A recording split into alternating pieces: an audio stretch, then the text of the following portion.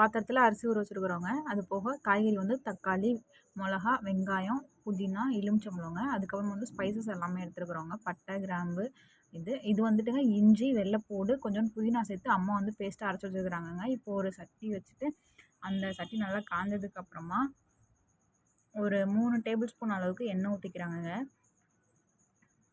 எண்ணெய் நல்லா காஞ்சதுக்கப்புறமா இப்போ ஸ்பைசஸ் எல்லாமே சேர்த்துக்கிட்டாங்கங்க. சேர்த்துக்கிட்டு ஸ்பைசஸ் எல்லாமே நல்லா பொரிஞ்சதுக்கப்புறமா அதில் வந்து வெங்காயம் வந்து ஆட் பண்ணிக்கிட்டாங்கங்க. இப்போ வெங்காயத்தை நல்லா வந்து வதக்கி விட்டுக்கிட்டாங்க.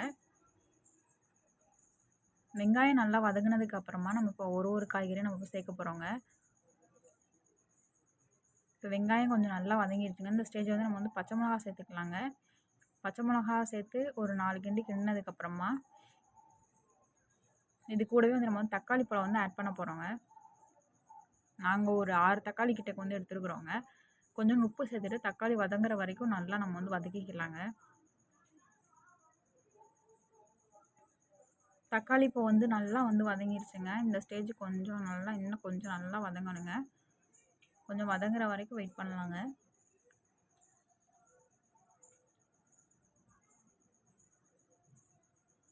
இப்போ தக்காளி நல்லாவே வதங்கி வந்துருச்சுங்க. இந்த ஸ்டேஜில் வந்துட்டு நம்ம இப்போ வந்துட்டு நம்ம அரைச்சி வச்சுருக்கோம் இல்லைங்களாங்க அந்த பேஸ்ட்டு, அதை வந்து நம்ம வந்து ஆட் பண்ணிக்கலாங்க. இந்த பேஸ்ட்டு தாங்க தக்காளி சாதத்துக்கு செம்ம ஒரு டேஸ்ட் கொடுக்குறதே இந்த பேஸ்ட்டு தாங்க. இது நான் மறுபடியும் சொல்கிறேங்க. இஞ்சி, வெள்ளைப்பூடு, அதோடு வந்துட்டு அம்மா வந்து புதினா சேர்த்து அரைச்சிருக்கிறாங்கங்க. அதனால் நாங்கள் வந்து இஞ்சி பூண்டு வந்து சேர்க்கலைங்க. ஒரு கிண்டினதுக்கப்புறமா நம்ம வந்துட்டு புதினா சேர்த்துட்டு ஒரு லெமன் பாதியாக அறுத்து வச்சுருக்கோம் இல்லைங்களாங்க அந்த லெமன் வந்து சேர்த்துக்கலாங்க. சேர்த்து விட்டுட்டு இதையுமே நல்லா ஒரு கிண்டிடலாங்க. இதை கிண்டினதுக்கப்புறமா நம்ம வந்துட்டு இப்போ வந்துட்டு கரம் மசாலா சேர்த்துக்கலாங்க. அதோட கரம் மசாலா ஒரு டேபிள் ஸ்பூன், 1.5 டேபிள் ஸ்பூன் வந்துட்டு மிளகாய்த்தூள் சேர்த்துருக்குறாங்கங்க. அதே மாதிரி மல்லித்தூள் வந்து 1 டேபிள் ஸ்பூன் சேர்த்துருக்குறாங்கங்க. இந்த 3 மட்டும்தாங்க இதில் வந்து ஆட் பண்ணியிருக்கிறாங்க. இப்போ இதையும் நல்லா ஒரு மிக்ஸ் கொடுத்துட்றாங்கங்க. அந்த பொடி எல்லாமே நல்லா கோட் ஆகட்டுங்க. இப்போ இந்த ஸ்டேஜில் வந்துட்டு தயிர் வந்து ஆட் பண்ணிக்கிறாங்கங்க. ஒரு 3 டேபிள் ஸ்பூன் அளவுக்கு தயிர் ஆட் பண்ணிக்கிறாங்கங்க. ஆட் பண்ணிவிட்டு அதையுமே நல்லா ஒரு மிக்ஸ் கொடுத்துட்டாங்க.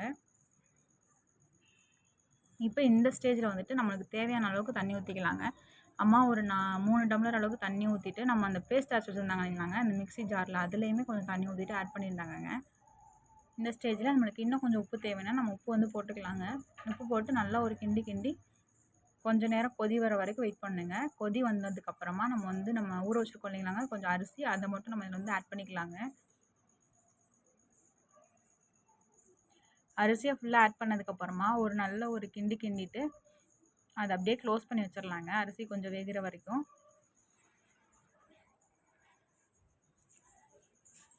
இந்த ஸ்டேஜில் வந்துட்டு ஒரு 5 டேபிள் ஸ்பூன் வந்துட்டு நெய் ஆட் பண்ணிக்கிறாங்க.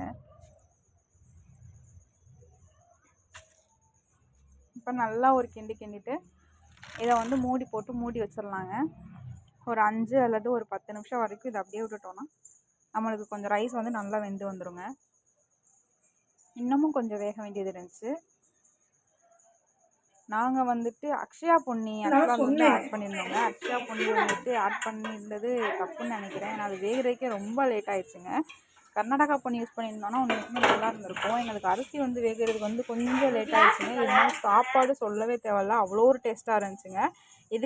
இதுக்கு கூட வந்துட்டு நாங்கள் வந்துட்டு தேங்காய் சட்னி தாங்க நாங்கள் வந்து யூஸ் பண்ணுவோம். தேங்காய் சட்னி அவ்வளோ ஒரு டேஸ்ட்டாக இருக்குங்க. இது கூட நம்ம வந்து தொட்டு சாப்பிட்றதுக்கு. தேங்காய் சட்னி ரெசிபி வேணால் கமெண்ட் பண்ணுங்க. நான் தனியாகவே ஒரு வீடியோவாக போடுறேன். அது நாங்கள் வந்து வேறு மாதிரி மெத்தடில் வந்து செய்வோங்க. உண்மைக்குமே சூப்பராக இருக்குங்க. அவ்வளோதாங்க, நம்மளோட தக்காளி சாதம் வந்து ரெடி ஆகிடுச்சுங்க. அப்படியே எல்லாத்துக்குமே ஜூஸ் ஊற்றி கொடுத்துட்டு இந்த நாளை ரொம்பவே சிறப்பாக நாங்கள் வந்து முடித்தோங்க. ஜூஸ் உண்மைக்குமே அவ்வளோ ஒரு சூப்பராக இருந்துச்சுங்க. டின்னர் இருக்கிற ஆரஞ்சு ஜூஸ் தான் யூஸ் பண்ணியிருந்தோம். ஓகேங்க, இந்த வீடியோ பிடிச்சிருந்தா லைக்